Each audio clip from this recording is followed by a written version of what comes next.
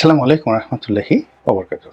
সম্মানিত দর্শক, আওয়ামী লীগ সরকারের পতনের পর বাংলাদেশে ওয়াজের যে মাহফিল, এই ওয়াজের মাহফিলের সংখ্যা মারাত্মকভাবে বৃদ্ধি পেয়েছে।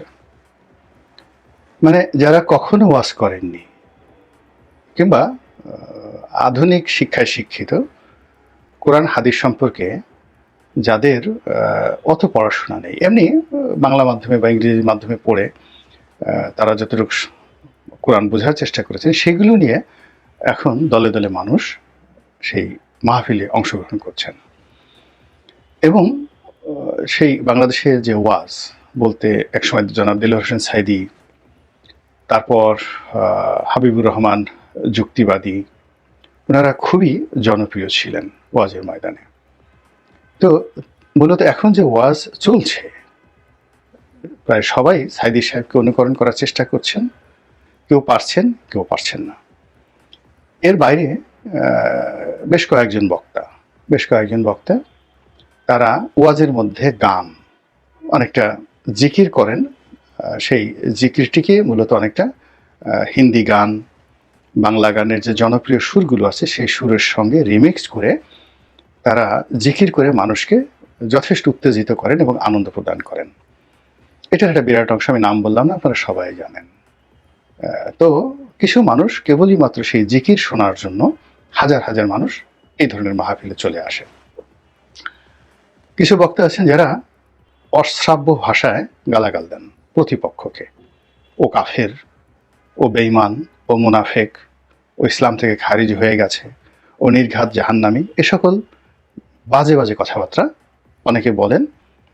অনেকে সেই অভিনয় করেন, তারপরে ভীষণ রকম অশ্লীল কৌতুক বলেন, সেখানে যৌনতা থাকে, অশ্লীল অঙ্গভঙ্গি থাকে, আর অনেক কিছু। এবং মানুষ, বিশেষ করে দরিদ্র মানুষ যারা একসময় দল বেঁধে যাত্রা গানে যেত এবং যাত্রা গানের যে অশ্লীল নৃত্য দেখত, জারি গান শুনতে যেত, সারি গান শুনতে যেত, ফুটবল খেলতে যেত বা ফুটবল এর যে ম্যাচ এটি দেখত, আবহমান বাংলার কিংবা নৌকা বাইস, হাডুডু, তো সকল যে ক্রিয়া এবং কৌতুক, এই সব কিছু এখন বলতে গেলে বন্ধ হয়ে গিয়ে পুরো বিনোদনটি এখন ওয়াজের মাহফিলে সাধারণ মানুষ পাওয়ার চেষ্টা করছে। এটাকে কেন্দ্র করে ভালো দিক যদি কিছু থাকে, অবশ্যই ভালো দিক আছে। অনেক হেদায়েত প্রাপ্ত হচ্ছেন, অনেকে ধর্মের কথা শুনছেন, অনেকে তাদের জীবন যাত্রার মান পরিবর্তন করছেন, এটা আছে, আগেও ছিল, এখনো আছে, ভবিষ্যতে থাকবে। কিন্তু এটা নিয়ে যে ফেতনা তৈরি হয়েছে, ফ্যাসাদ তৈরি হয়েছে, সেটি হলো এই বিশাল কর্মযজ্ঞকে কেন্দ্র করে একটা অর্থনৈতিক বলয় তৈরি হয়ে গেছে। ওয়াজের মাহফিল আয়োজন করতে হবে, আয়োজন করলে প্রচুর টাকা লাগবে। এখন এই টাকা বড় বড় যারা ওয়াজ করেন তাদের সঙ্গে একটা কন্ট্রাক্ট করে তাদেরকে নেওয়া হয়, কখনো লাখ টাকা, কখনো আরও অনেক বেশি। আবার কোনো কোনো ক্ষেত্রে কালেকশনের উপর ভিত্তি করে যারা বক্তা তাদের সেই মান নির্ধারণ করা হয়, উনি আসলে মাহফিলের জন্য কত টাকা কালেকশন করতে পারেন। তো এই নোংরা বিষয়গুলো হচ্ছে। ২ নম্বরে হলো যে আগে যেমন রাতে ওয়াজ হতো, এখন দিনে ওয়াজ হচ্ছে, সকালে হচ্ছে, এমনকি রাত ৩টার সময় ওয়াজ হচ্ছে। এবং গভীর রাতে এই সকল ওয়াজ বা দিনের বেলা ওয়াজ করার জন্য যারা জনপ্রিয় বক্তা তাদেরকে নেওয়ার জন্য হেলিকপ্টার ব্যবহার করা হচ্ছে। এবং এই হেলিকপ্টারের পেছনে এই ওয়াজের মরশুমে কত শত কোটি টাকা যে খরচ হচ্ছে, এই ধরনের হিসাব কিন্তু বাংলাদেশে কেউ নেই। তবে প্রায় প্রতিদিনই শত শত, আপনি সিভিল এভিয়েশনের সাথে যোগাযোগ করে দেখবেন যে হেলিকপ্টারের রুট যে কটা কোম্পানি আছে তারা এই সময় বুকিং নিয়ে সারতে পারছেন না।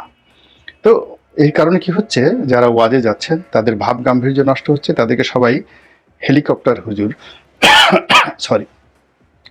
হেলিকপ্টার হুজুর, হেলিকপ্টার বক্তা ইত্যাদি ইত্যাদি ভাষায় বক্তব্য দিচ্ছেন। তৃতীয় যে সমস্যাটি দেখা দিচ্ছে সেটি হলো, কোন একজন বক্তা তার মাহফিলে হয়তো দেখা গেল ১ লাখ লোক এলো, প্রতিপক্ষ বলল ওখানে তো ১ লাখ লোক যায়নি, হাজার দশেক লোক হয়েছে। আবার এই কথা যে বক্তা যার মাহফিল ১ লাখ লোক এসেছিল, সে শোনার পরে সেই প্রতিপক্ষের মাহফিলে যদি ২ লাখ লোক এসে থাকে, সে বলল যে ওখানে ৫,০০০ লোক এসেছিল, ও ধর্মের কি বোঝে, ও অবোধ শিশু। তো এই সকল কথাবার্তা কিন্তু চলছে। এবং সবচেয়ে বড় ব্যাপার হলো এখানে নিজেদেরকে বড় করার জন্য কেউ অমুক পীরের মুরিদ, অমুক সিলসিলার তারা বা তরিকার তারা অনুসারী, তারপর কেউ নিজেদেরকে পীর হিসেবে তারা বর্ণনা করছেন, এবং অনেকে নিজেদেরকে কিম্ভূত কিমাকার দেখানোর জন্য আরব দেশের কায়দায় হোক বা অমুক কায়দায় হোক বিরাট বিরাট জুব্বা পরে, মাথায় বিরাট টুপি পরে, পাগড়ি পরে এমন একটা সুরত ধরার চেষ্টা করছেন যেন লোকজন মনে করে যে সে বড় মানুষ। তারপর এদের মধ্যে অনেকে আছে বিশাল ভুঁড়ি, খেয়ে দে বিশাল ভুঁড়ি, তাদের গালের যে চর্বি মনে হচ্ছে মুখেই কয়েক কেজি চর্বি তাদের আছে। এরপর থুতনির নিচে বিশ্রী রকম চর্বি তাদের হয়েছে। অনেকের দাড়ি আছে কিন্তু চর্বির কারণে দাড়িটা মানে নিচে নেমে গেছে। তাদের ঘাড়ে এত পরিমাণ চর্বি জমেছে অনেকের, যেগুলো দেখতে খুবই বিশ্রী লাগে। তো এই মানুষগুলো এই কাজগুলো করছে মূলত যে একটু মোটাসোটা না হলে, একটু ভুঁড়ি না থাকলে আমি যে একজন পীর বা আমি যে একজন বড় কিছু হম্বিতম্বিওয়ালা মানুষ হয়ে গেছি, এটা লোকজন বুঝবে কি করে। আর আরেকটা বিষয় রয়েছে সে মূর্খতা। মূর্খতার একটা বড় অস্ত্র হলো তারা গালাগাল দেবে। এবং গর্ধবের সবচেয়ে বড় পরিচয় হলো গর্ধব উচ্চ স্বরে কথা বলবে এবং বিশ্রী ভাষায় তার প্রতিপক্ষকে আক্রমণ করবে। এখন এই যে দুটো যে খাসলাত, একটা হলো গর্ধবের খাসলাত, যেটা স্বয়ং আল্লাহ রাব্বুল আলামিন পবিত্র কালামে পাকে গর্ধব সম্পর্কে বলেছেন যে ওদের মানে গর্ধবের কণ্ঠস্বর খুবই বাজে, খুবই বাজে। এরকম খুব বাজে ভাষায় প্রতিপক্ষকে, অন্য কাউকে নয়, তারা আক্রমণ করছে। তাদের সঙ্গে সাধারণ মানুষের কোনো সংযোগ নেই। সাধারণ মানুষকে তারা অনেকটা ভেড়ার মতো মনে করছে। যেমন তারা বলছে আচ্ছা বলেন তো এটা ঠিক কিনা, তো সবাই ঠিক ঠিক বলছে। এখন একটা মানুষ যখন খুব নিম্ন পর্যায়ে পৌঁছে, মানবিক গুণাবলীর একেবারে নিম্ন পর্যায়ে যখন পৌঁছে, তখনই কেবলই মাত্র মাথা ঝুলানো, ঠিক ঠিক বলা, এটা হলো সেই মানুষরূপী নিম্ন বুদ্ধির মানুষগুলো করে থাকে। কিন্তু যারা সত্যিকার অর্থে জ্ঞানী গুণী, তারা দ্বিমত পোষণ করে, আলোচনা করে, বড় জোর সমর্থন জানায়।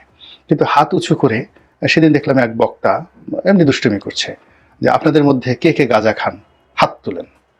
মুহূর্তের মধ্যে দেখা গেল প্রায় সবাই হাত তুলেছেন। মানে হুজুর বলেছেন তাকে হাত তুলতে হবে, সবাই হাত তুলেছেন। তখন সে হেসে বলল যে হায় আল্লাহ, এত গাঁজাখোর এখানে আছে, আগে তো জানিনি। আবার সবাই হাত নামিয়ে হাসা শুরু করলো।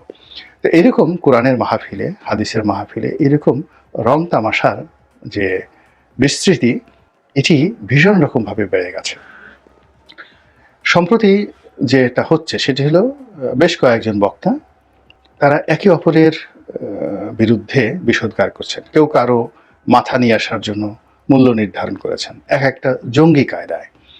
এগুলো আমাদের দেশের মধ্যে যেভাবে হানাহানি বাড়ছে, দেশের বাইরে পুরো রাষ্ট্রকে একটি আইএস রাষ্ট্র, একটি জঙ্গি রাষ্ট্র হিসেবে যারা বিদেশের লোকজন তারা যদি মনে করে, তাহলে এই যারা বক্তা, ইসলামের নামধারী বক্তা, তারা সেই দায় দায়িত্ব তাদেরকে খুঁজে পাওয়া যাবে না। এর কারণ হলো এইখানে যারা আসে হাতে গোনা অল্প কিছু লোকজন ছাড়া। যেমন ধরুন পীরের ছেলে পীর, এখন পীর জনগণের, আমি এক পীরকে জানি, আমার ছোটকালে দেখেছি মানুষের বাড়িতে মিলাদ পড়াতেন। খুবই দরিদ্র, অন্য একটা জায়গা থেকে এসেছেন, লেখাপড়া কোথায় কি করেছেন, কোন পর্যন্ত করেছেন কিচ্ছু জানি না, কিন্তু তিনি পীর হয়ে গেলেন এবং খুবই বড় পীর হয়ে গেলেন। এবং পরবর্তীতে তার হাজার হাজার কোটি টাকার সম্পত্তি, হাজার বিঘার উপরে তার সেই বাড়ি। তার সন্তানদের মধ্যে বেশ কয়েকজন যারা আছেন আত্মীয় স্বজনের মধ্যে, এদের মধ্যে যত রকম অশ্লীলতা, সেই মদ্যপান থেকে শুরু করে আরও অশ্লীলতা যা কিছু আছে, এদের আপনজনের মধ্যে, সেই পীরের আপনজনের মধ্যে সেই জিনিসগুলো ছড়িয়ে পড়ল। তো যা হোক, এরপরে তারা সবাই পীরজাদা, মুখে দাড়ি নেই, এখনো মদ্যপান করে, কিন্তু তারা পীরজাদা। তো এরকম পীরজাদা ছাড়া বেশিরভাগ ক্ষেত্রে প্রথম জেনারেশনে যারা পীর হন, বক্তা হন, এদের সবাই দরিদ্র পরিবার থেকে এসেছে। এদের দীনতাহীনতা, মন এবং মানসিকতা একেবারে নিম্নমানের। এরা কওমি লাইনে পড়াশোনা করেন কিংবা আলিয়া লাইনে পড়াশোনা করেন। এখন যারা কওমি লাইনে বা আলিয়া লাইনে পড়াশোনা করেন, আপনি দেখেন যে আমাদের সমাজের একেবারে দরিদ্র মানুষের ছেলেমেয়েরা সাধারণত এখানে পড়াশোনা করেন। এবং অনেক ক্ষেত্রে নিম্ন মধ্যবিত্ত পরিবার বা মধ্যবিত্ত পরিবারের সন্তানেরা এখানে পড়াশোনা করেন। তো সেক্ষেত্রে তাদেরকে সেই সমস্ত সন্তানদেরকে দেওয়া হয় যারা খুব দুষ্ট, নর্মাল লাইনে পড়াশোনা করেন না। আর একটা শ্রেণী আছেন যারা সত্যিকার অর্থে দিনের খেদমতদার এবং মননে তারা ভালো মানুষ, অভিজাত। চৌধুরী পরিবারের সন্তান আছেন, খুব বিখ্যাত পীর পরিবারের সন্তান আছেন, তারা তাদের সন্তানকে উত্তরাধিকারী রূপে গ্রহণ করেন। এদের সংখ্যা খুব অল্প এবং তারা এই সমস্ত ঝুঁকি ঝামেলার মধ্যে ওয়াশ করে টাকা উপার্জন করার মধ্যে নেই, একেবারেই নেই। এরা দিনের খেদমত করেন, মাদ্রাসা চালান কিংবা বড় জোর রাজনীতির সঙ্গে সম্পৃক্ত। কিন্তু এই ধরনের বক্তা হওয়া, ভাড়া করে যাওয়া, হেলিকপ্টারে চড়া, প্রতিপক্ষকে গালাগালি করা, এগুলো এদের মধ্যে নেই। তো এই জিনিসগুলো যারা করছে তারা তাদের হীনতা দ্বারা, দীনতা দ্বারা পুরো সেক্টরটিকে এখন একে অপরের জন্য ভয়াবহ করে তুলেছে। এবং অতি সম্প্রতি আমি একটা ভিডিও করেছিলাম যে জামাতের একজন তরুণ বক্তা ডক্টর মিজানুর রহমান আজাহারি, তো তিনি ভাষণ দিচ্ছেন, বক্তব্য দিচ্ছেন, এবং তার সেই বক্তব্য নিয়ে তার যারা প্রতিপক্ষ রয়েছেন, তারা প্রতিপক্ষ কিন্তু সাধারণ জনতা নয়, ইভেন বিএনপির কিছু লোক সমালোচনা করেছেন, এটা তার জন্য ইফেক্টিভ নয়। কিন্তু তিনি যাদের জন্য হুমকি, অর্থাৎ তিনি যখন কোথাও যাচ্ছে সেখানে 10 লাখ লোক হয়ে যাচ্ছে, ফলে 1 লাখি হুজুর যারা, 1 লাখি বক্তা যারা, 1 লাখি পীর যারা, লাখি পীর যারা, তাদের বাজার নষ্ট হয়ে যাচ্ছে। ফলে আজহারী সাহেবের ভুল ধরছে, ভ্রান্তি ধরছে, তাদের যারা সমর্থক রয়েছেন, মুরিদান রয়েছেন, তারা গিয়ে সেখানে বিভিন্ন দ্বন্দ্ব ফ্যাসাদ তৈরি করছেন। তারপরে শেষে আজহারী সাহেবকে অপদস্থ করার জন্য পিছন থেকে ভুয়া শব্দ বলছেন, বিশৃঙ্খলা তৈরি করছেন, এবং এইরকম একটা বিশৃঙ্খলা তৈরি হয়ে গেল সিলেটে অতি সম্প্রতি। এবং এই জিনিসটি এখানে থেমে থাকবে না, এই জিনিসটি থেমে থাকবে না। এর কারণ হলো জনাব আজহারী, তারও ভক্ত রয়েছে এবং তার পিছনে জামাতের মতো একটা বিরাট শক্তিশালী সংগঠন রয়েছে। তো কাজেই যে সকল লাখ টাকার বক্তা, যে সকল হেলিকপ্টার বক্তা, যারা আবার নিজেদের কে অনেকে বাগদাদের অধিবাসী মনে করেন, অনেকে মক্কার অধিবাসী মনে করেন, কেউ হয়তো দেখা গেছে নিজের নামের পাশে সি, তারপর শেষে জি, রি, এগুলো যুক্ত করে নামের শেষে, নতুন নতুন অদ্ভুত মাদানি, যেমন একজনের নাম মাদানি। এখন তিনি কি করেছেন বলা গেলে, কেন তিনি মাদানি? তিনি মদিনা শরীফ গেছেন, এই জন্য তিনি মাদানি, বা তিনি মদিনাতে পড়াশোনা করেছেন, তিনি মাদানি। আর একজন বললেন যে না, মাদানি লেখা যাবে না। আর একজন বলছেন যে আজাহারি, বলছে যে আমি আল আজহার বিশ্ববিদ্যালয়ে পড়েছি, এই জন্য আমি আজাহারি। তো এই বিষয়গুলো নিয়ে নিজেরা তর্ক করছে। একজন বলতেছেন আমি অমুক সি, অমুক বি, অমুক ডি, এরকম। অথচ এই শব্দগুলো, আরবি শব্দগুলো যদি আপনি অনুবাদ করেন, বাংলাতে অনুবাদ করেন, মানে এত বিশ্রী সব শব্দ বের হয়ে আসে, যে বিশ্রী